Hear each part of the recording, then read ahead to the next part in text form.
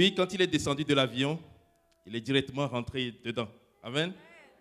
Et depuis, il est dedans comme s'il était là depuis, comme s'il a toujours été parmi nous. Amen. Il est tellement imprégné que tu ne te rends pas compte qu'il vient juste d'arriver. Amen. J'ai le plaisir et le privilège de vous présenter ce soir notre dernier prédicateur, le frère Pascal.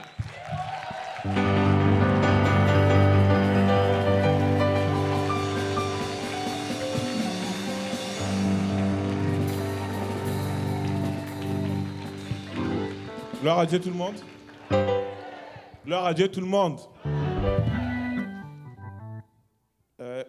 Pour mon premier passage, on va aller dans les livres des Actes, au chapitre 3, du 1er au 7e verset.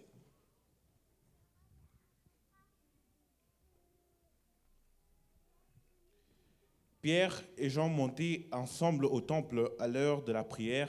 C'était la 9e heure. Il y avait un homme boiteux de naissance qu'on portait et qu'on plaçait tout le jour à la porte du temple appelée la Belle, pour qu'il demandât l'aumône à ceux qui entraient dans le temple. Cet homme, voyant Pierre et Jean qui allaient y entrer, leur demanda de l'aumône. Pierre, de même que Jean, les fixa les yeux sur lui et dit « Regarde-nous ». Et il les regardait attentivement, s'attendant à recevoir d'eux quelque chose. Alors Pierre lui dit, je n'ai ni argent ni or, mais ce que je te le donne au nom de Jésus-Christ de Nazareth, lève-toi et marche. Et les prenant par la main droite, il les fit lever au même instant, ses pieds et ses chevilles devinrent fermes. On va revenir juste au passage du verset 5, ça dit, il les regardait attentivement, s'attendant à recevoir d'eux quelque chose. Ce que je veux prêcher ce soir, c'est vraiment être en attente. Il y a une fois, un dimanche, le pasteur Jean-Yves, il a commencé le service, il a demandé, est-ce que quelqu'un s'attend à quelque chose? Vous pouvez vous asseoir?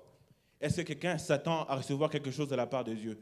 Et ce jour-là, honnêtement, j'étais juste venu pour suivre le service, mais particulièrement, je n'avais pas d'attente par rapport au Seigneur. Et l'attente, en fait, c'est quoi? La définition, c'est attendre quelque chose. Être en anticipation de quelque chose. Tu as l'espérance que quelque chose va se produire par rapport à ce que tu crois. Et cet homme, en regardant Pierre et Jean, il attendait quelque chose, il attendait de recevoir quelque chose d'eux. C'est pourquoi il est fixé avec l'attente. L'attente est très importante. Pourquoi? Dans la parole de Dieu, l'attente est très importante. Pourquoi? Parce que c'est un peu une dimension où Dieu ne t'a rien dit, mais tu t'attends à recevoir de lui quelque chose. On va aller dans le livre d'Ésaïe au chapitre 45, verset 19.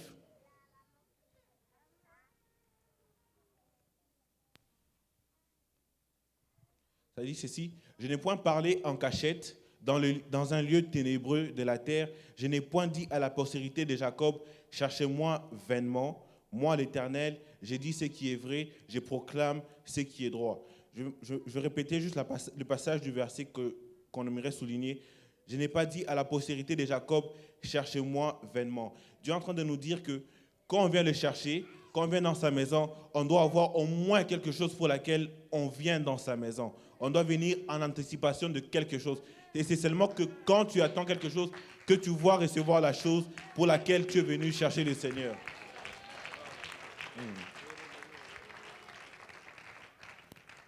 Et pendant qu'on l'attend, on n'attend pas. Quand tu attends quelque chose, tu es sûr que la chose va arriver. Donc tu as la foi pour la chose à laquelle tu t'attends. Tu t'attends à quelque chose qui va arriver certainement. Dans les livres de Jacques, au chapitre 1, à partir du verset 5, il nous enseigne comment demander ou bien comment attendre quelque chose. Si quelqu'un d'entre vous manque la foi, manque de sagesse, qu'il la demande à Dieu qui donne à tous simplement et sans reproche, et il lui sera donné. Mais qu'il la demande avec foi, sans douter, car celui qui doute est semblable au flot de la mer, agité par le vent et poussé de côté et de l'autre. Qu'un tel homme ne s'imagine pas recevoir quelque chose de la part du Seigneur. Au verset 7, qu'un tel homme ne s'imagine pas de recevoir quelque chose de la part du Seigneur. Si tu viens dans la maison de Dieu, tu n'as pas d'attente, tu n'espères rien du tout, alors ne t'imagine pas que tu vas recevoir quelque chose de la part du Seigneur. Parce que quand tu viens dans sa maison, il s'attend à ce que tu le cherches, pas vainement. Et c'est dans sa volonté que quand nous venons dans sa maison, que nous puissions le chercher avec une attente. On va aller dans le livre des Actes au chapitre 17, au verset 27. Parlant du Seigneur, ça dit, il a voulu qu'ils cherchassent le Seigneur et qu'ils s'efforçassent de le trouver en tâtonnant, bien qu'il ne soit pas loin de chacun de nous. Le Seigneur veut qu'on le cherche même en tâtonnant. Tu peux être venu ici, tu n'avais pas d'attente, mais c'est le moment pour toi d'avoir une attente par rapport au Seigneur, parce qu'il va certainement faire quelque chose, et c'est sa volonté. Il veut que tu viennes dans sa maison, le cherchant et désirant quelque chose de sa part.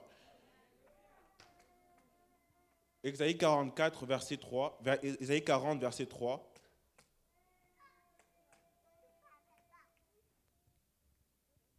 Comme le pasteur Magloire l'a dit, il est juste un vase qui parle de la part du Seigneur. Et je veux juste être cette voix qui parle de la part du Seigneur pour te dire, attends-toi à quelque chose de la part du Seigneur. Une voix crie dans le désert, préparez au désert le chemin de l'Éternel, aplanissez dans les lieux arides une route pour notre Seigneur. Le Seigneur est là, il est venu pour nous rencontrer. Attends-toi de recevoir de sa part quelque chose. Que le Seigneur vous bénisse. Alléluia. Alléluia. Alléluia. N'est-il pas bon notre Dieu? N'est-il pas merveilleux? N'est-il pas glorieux? Est-ce que tu as une attente ce soir? Est-ce que tu t'attends à ce que le Seigneur fasse quelque chose pour toi ce soir? Est-ce que tu as une attente envers le Seigneur ce soir?